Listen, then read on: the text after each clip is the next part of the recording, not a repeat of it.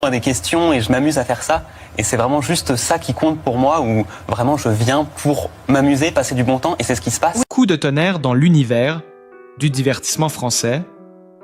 Émilien, le candidat emblématique que le public croyait inséparable de Jean-Luc Reichmann, vient de briser le silence et de révéler l'inverse du décor. D'une relation que tous imaginaient complice et bienveillante. Derrière les sourires de plateau et les accolades télévisées, se cachait, selon ses propres mots, une tension étouffante, une douleur émotionnelle longtemps refoulée et un climat de méfiance qui aurait fini par exploser. Dans une déclaration inattendue, Émilien avoue avoir vécu des moments d'humiliation, de colère et de désillusion profonde vis-à-vis de celui qu'il considérait autrefois comme un mentor. Ses propos crus et sans détour ont frappé de plein fouet les fans du jeu télévisé stupéfaits de découvrir une telle fracture entre deux figures qu'ils pensaient unies par le respect et la reconnaissance.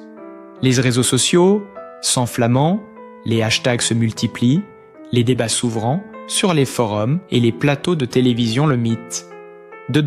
D'une amitié exemplaire s'effondre en direct sous les yeux d'un pays entier. Les journalistes se ruent pour décrypter chaque mot de cette confession brûlante. Les chroniqueurs s'affrontent entre soutien à Émilien et défense acharnée de Reichmann, tandis que le grand public oscille entre compassion, indignation et choc total. L'aura lumineuse de l'animateur préféré des Français semble vaciller pour la première fois, menacé par la sincérité brutale d'un jeune homme blessé, mais déterminé à faire entendre sa vérité. Ce qui devait être un simple témoignage est devenu une onde de choc national, un séisme médiatique qui bouleverse les certitudes et ébranle l'image lisse du monde de la télévision française. Selon les proches du jeune champion, tout aurait commencé bien avant la fameuse émission qui a marqué le tournant de sa carrière. Au début, Émilien voyait en Jean-Luc Reichmann une figure paternelle, un guide lumineux dans l'univers impitoyable de la télévision française. Mais au fil des semaines, cette admiration aurait laissé place à un profond malaise. Derrière les caméras, la relation se serait tendue sur fond d'exigences de pression et de désaccords de plus en plus visibles. Émilien raconte avoir souvent été rabaissé devant l'équipe technique, ses idées écartées, ses émotions minimisées. Il dit avoir eu l'impression d'être un pion dans un grand jeu d'orchestré où la sincérité n'était plus qu'une façade. Derrière le sourire permanent de Reichmann qu'il admirait tant, il aurait découvert une rigueur froide, un contrôle constant sur son image et sur celle de ses collaborateurs. Peu à peu, le jeune homme se serait senti étouffé, pris dans une mécanique où chaque mot, chaque geste devait servir le spectacle et, non la vérité humaine, qu'il croyait partager Émilien, parle d'une fatigue morale, d'un sentiment d'injustice permanent. Il aurait tenté à plusieurs reprises de renouer le dialogue, mais aurait trouvé en face de lui une muraille de silence et de supériorité professionnelle. Ce fossé émotionnel cesse de creuser au point de transformer la complicité en confrontation, la réputation en fardeau et la reconnaissance en douleur silencieuse. Lorsque les caméras s'éteignaient, Émilien quittait le plateau avec le cœur lourd. Il disait ne plus se reconnaître dans le rôle qu'on lui imposait. Les coulisses du succès sont devenues pour lui un labyrinthe d'oppression et de désillusion. La fracture s'est amplifiée lorsqu'une vidéo tournée par un membre de l'équipe de production a fuité sur les réseaux sociaux, montrant une scène hors antenne où Reichmann le réprimandait sèchement devant d'autres techniciens.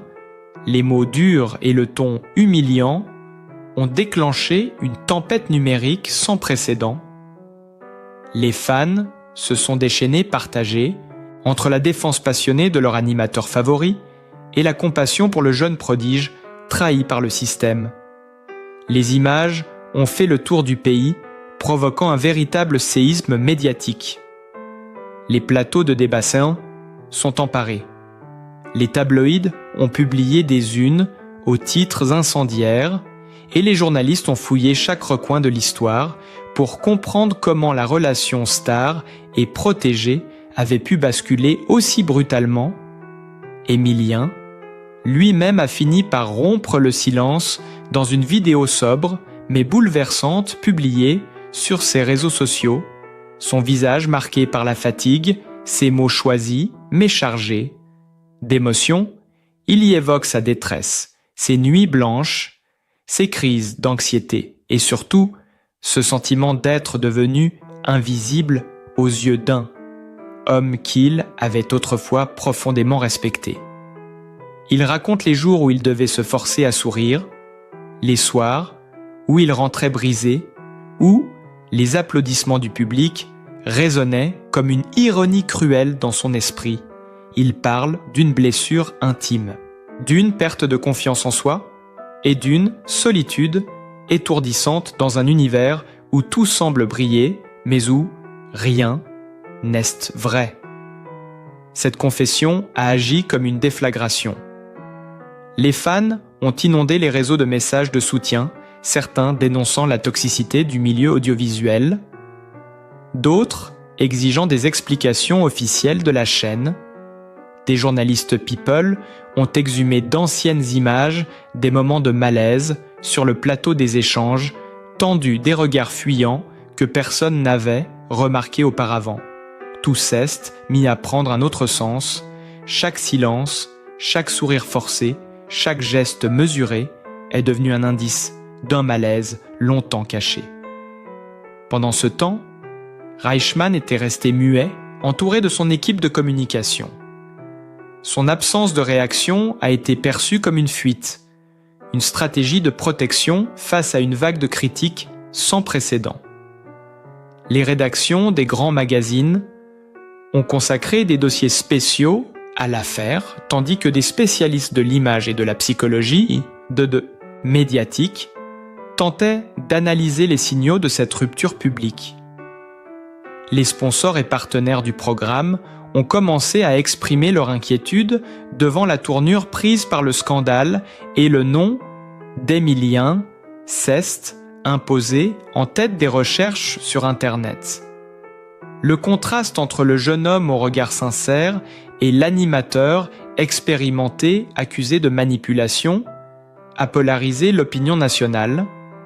Ce qui devait être une simple collaboration professionnelle s'est muet en un drame humain à ciel ouvert, une guerre de silence et de vérités étouffées, où chaque mot contre chaque image devient une arme et chaque émotion se transforme en champ de bataille médiatique. Plus les jours passaient, plus le tumulte grandissait et la fracture devenait irréversible. Les médias spécialisés traquaient la moindre apparition publique de Reichmann, scrutaient son visage, cherchaient de la moindre trace de fatigue ou de remords.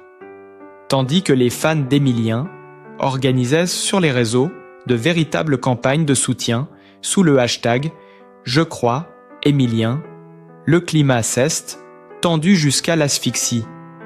Des témoins anonymes, issus de l'équipe de production, ont commencé à livrer leur version des faits, confirmant pour certains la rigidité et les colères froides de l'animateur phare, d'autres prenant sa défense en évoquant un jeune candidat trop émotif et fragile pour le rythme brutal de la télévision quotidienne. Cette guerre de récits a enflammé l'Internet français, transformant ce qui n'était qu'une tension entre deux hommes en un affrontement symbolique entre deux mondes, celui du pouvoir médiatique et celui de la vulnérabilité humaine. Émilien, devenu malgré lui une figure de sincérité brisée, continuait de parler avec une justesse désarmante.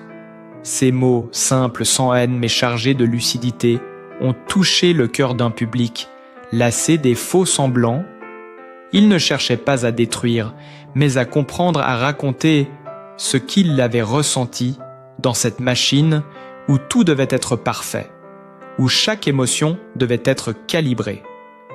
Chaque nouvelle intervention d'Emilien créait un séisme émotionnel. Les internautes partageaient massivement ces vidéos.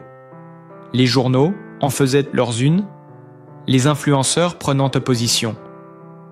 Son visage, fatigué, ses yeux humides, son silence, après chaque phrase, devenaient des images iconiques d'un drame moderne, celui d'un jeune homme broyé par la gloire et trahi par l'idole qu'il avait élevé au rang de modèle. Pendant ce temps, des extraits audio supposément captés lors de réunions de production ont commencé à circuler sur le web, des enregistrements où l'on entendait une voix ressemblant étrangement à celle de Reichmann proférer des remarques humiliantes et des critiques acides envers Emilien. La véracité de ces bandes n'a jamais été confirmée, mais leur simple existence a suffi à déchaîner la colère populaire. Les chaînes d'infos en continu diffusaient en boucle ces fragments sonores pendant que des experts tentaient de décrypter l'intensité du ton, les émotions cachées derrière chaque mot. Chaque détail était disséqué, chaque son transformé en indice d'une vérité que tout le monde voulait posséder. L'affaire prenait des allures de thriller médiatique où la frontière entre le vrai et le faux se brouillait un peu plus. Chaque jour, Reichmann restait silencieux, ses rares apparitions publiques strictement encadrées. Son sourire devenu mécanique, ses yeux fuyant les caméras. La légende télévisuelle semblait se fissurer sous le poids d'une tempête qu'il ne contrôlait plus. Des collègues du milieu ont commencé à réagir, certains appelant à la retenue, d'autres exprimant ouvertement leur soutien à Emilien, décrivant une ambiance glaciale sur les tournages et une hiérarchie du silence imposé depuis des années. Plus personne ne pouvait ignorer l'évidence, quelque chose de profond venait de se briser dans l'imaginaire collectif français.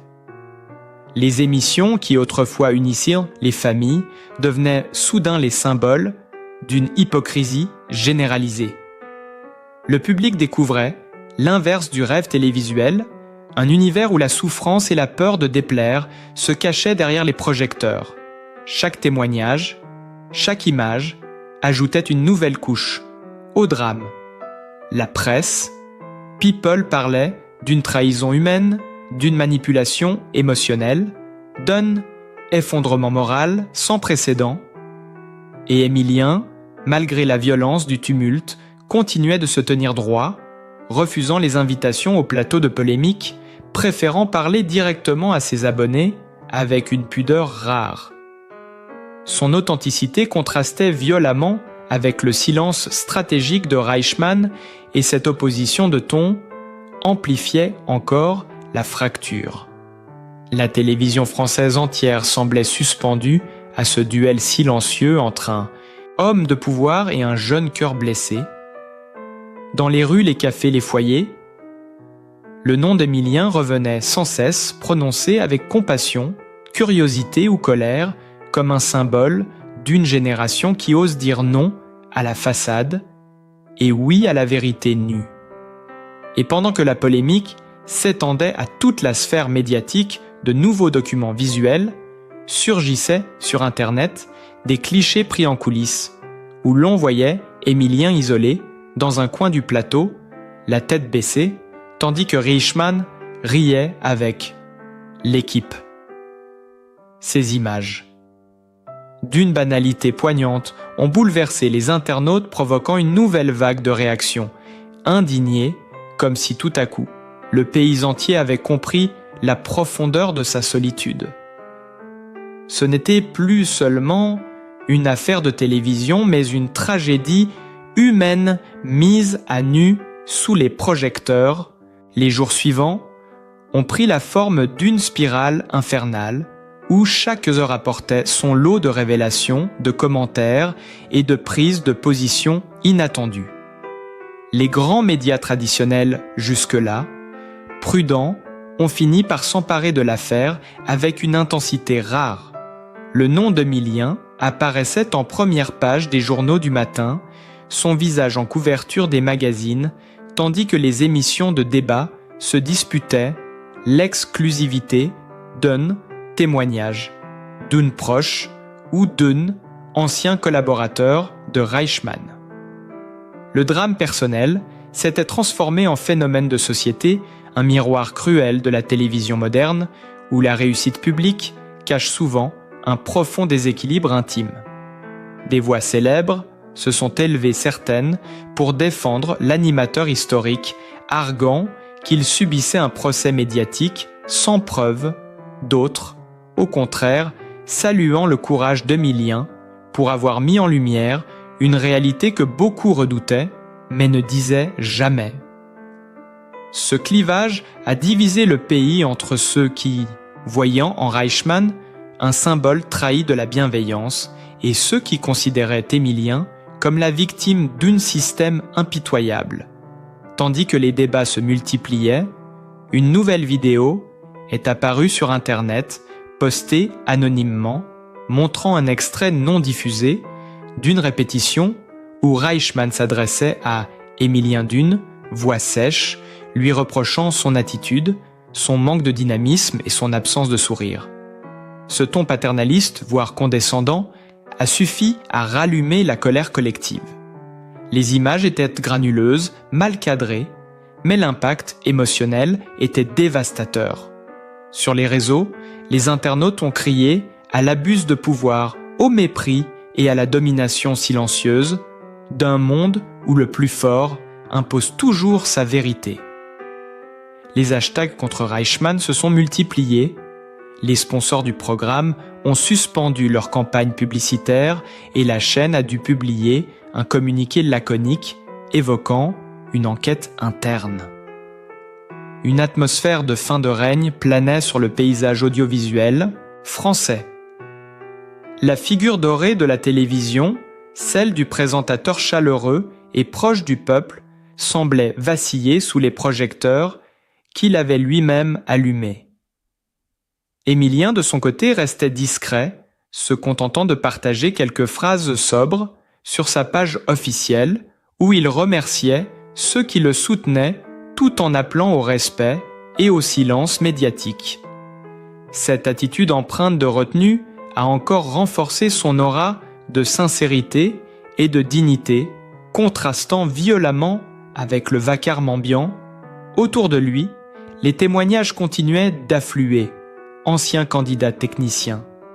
Journalistes évoquaient un univers fermé, hiérarchisé, parfois humiliant, où les émotions humaines n'étaient que des outils de mise en scène.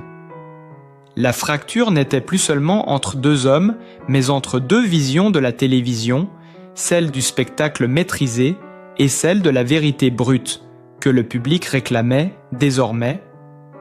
La tension atteignait un point de non-retour lorsque certaines personnalités proches de Reichmann ont commencé à publier des messages de soutien maladroits, tentant de défendre son image, mais ne faisant qu'attiser la controverse.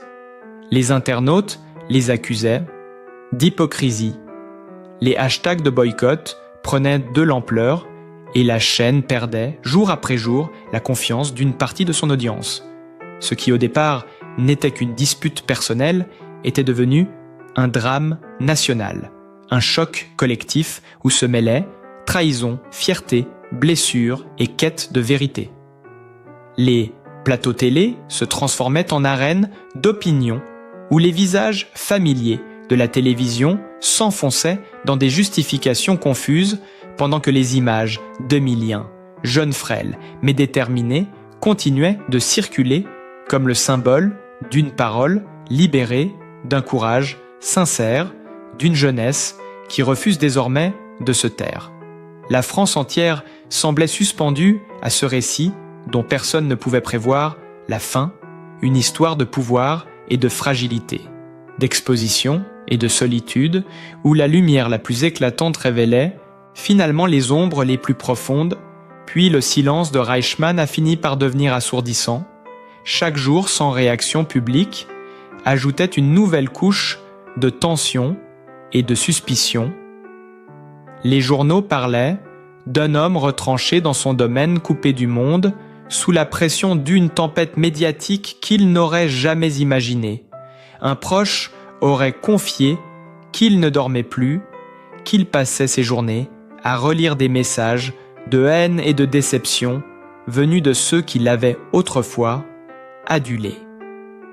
L'image du présentateur bienveillant, symbole de convivialité française, semblait se dissoudre lentement dans le brouillard des révélations et des témoignages. Au même moment, Émilien continuait de fasciner. Il était devenu malgré lui la voix d'une génération brisée par les faux sourires et la peur de dire non. Son visage apparaissait sur les unes des magazines de société, accompagné de titres crus. La vérité d'un jeune homme contre le pouvoir du show. Ces mots résonnaient dans les écoles de communication, dans les studios, dans les discussions, familiales comme un rappel brutal que derrière le divertissement se cachent des vies broyées. Il racontait dans une interview silencieuse, filmée, en clair-obscur, son incapacité à retrouver le sommeil, les crises de panique avant les tournages et les soirs de solitude après les applaudissements.